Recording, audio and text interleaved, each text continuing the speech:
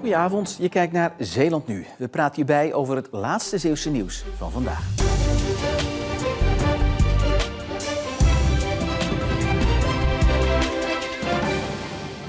De hulpdiensten zijn rond middernacht uitgerukt voor 2 dronken mannen in het water bij de jachthaven in Vlissingen. Een van de mannen was vanaf een steiger bij de Zijlmarkt het water ingegaan. De tweede man sprong daar achteraan. De politie heeft ze naar de kant geholpen. De brandweer heeft met een hoogwerker geassisteerd door extra licht te schijnen. Een van de mannen is naar het ziekenhuis gebracht vanwege onderkoeling. De andere man kreeg een boete voor openbare dronkenschap. Forten, vestingen en bunkers in heel Nederland openden hun deuren tijdens het weekend van het verdedigingserfgoed. Ook Hulst deed mee. Voor het eerst konden kinderen daar spelenderwijs kennis maken met de geschiedenis van de stad. We hebben een spelletje gedaan. Dan was er zo'n bal en dan moest je die tegen de pion aangooien en dan vielen die om. Ik heb de dubbele poort gezien en boogschieten en zaklopen en kanonskogelen. Het leuke is eigenlijk dat degenen die bij de spelletjes staan zijn dus de gidsen, of enkele gidsen van Hulst. En die vertellen dus ook nog iets over de molen, iets over de vindplaats achter ons of iets over de Bollewerkpoort waar we nu bij staan. Dus het is niet alleen leuk, maar het is ook nog een stukje educatief. Met een speciale stempelkaart gingen de kinderen op pad langs verschillende opdrachten. Voor elk spel dat ze voltooiden, kregen ze een stempel. En daarna, als je 4 stempels hebt, dan krijg je een wafel. En als je 2 andere mensen vindt, dan krijg je ook nog een medaille. Aan het einde van de dag ging niemand met lege handen naar huis. Zo zien brandweermannen het liefst. Lege gangen in flatgebouwen of verzorgingshuizen. Hoewel het al sinds 2 jaar verplicht is om daar gangen vrij te houden, gaat het nog wel eens mis. Zo gebruiken sommige bewoners de gang om hun scootmobiel te stallen. In geval van brand kan dat vervelende situaties opleveren. Als men gaat vluchten, dan komt het erop neer dat er heel veel mensen langs die spullen gaan. Spullen kunnen omvallen, kunnen in de vluchtweg komen te staan. En dat is eigenlijk het grootste gevaar. Bovendien kunnen de spullen gaan branden. Dat kan hard gaan in het geval van een scootmobiel.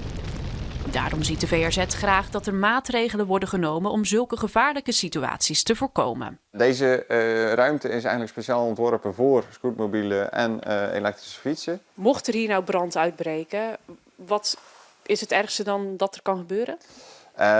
Dan dit compartiment volledig afbrandt, maar dat mag.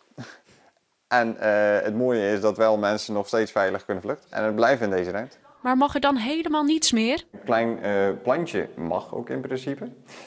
Daar gaan wij ook niet op handhaven. Het is voornamelijk als de vluchtweg maar vrij blijft in dat geval. Om alle gangen in Zeeland vluchtproof te krijgen gaat de VRZ ook de komende tijd nog in gesprek met verenigingen van eigenaren en andere instellingen.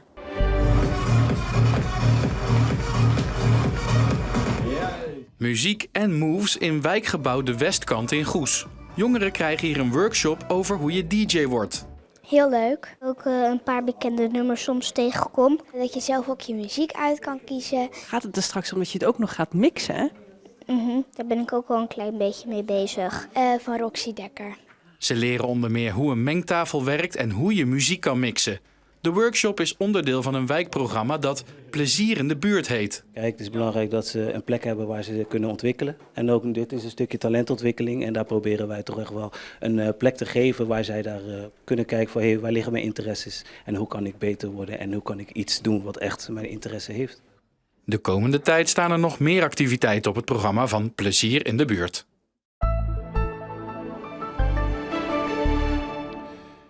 We hebben vandaag flinke zonnige periode gehad, afgewisseld met een paar stapelwolken. En er viel echt ook wel even van te genieten. De matige noordwestenwind hield de temperatuur op 12 tot 14 graden en dat was aan de frisse kant. Maar op een terrasje in de zon en uit de wind was het prima vertoeven. Vanavond en vannacht blijven er brede opklaringen en het kwik zakt erbij naar 4 tot 7 graden. En morgen hebben we opnieuw een afwisseling van wolken en zon bij een matige noordenwind. Het blijft droog en de temperatuur komt morgen uit op 11 tot 13 graden. De dagen daarna houden we het droge en vrij zonnige weer. En met een matige noordoostenwind zullen de temperaturen langzaam weer wat oplopen en komen te liggen rond 14 à 15 graden. En tot zover. Het laatste nieuws is natuurlijk ook online bij ons terug te vinden. Dat is in onze app of omroepzeeland.nl. Voor nu in ieder geval een fijne avond en graag tot morgen.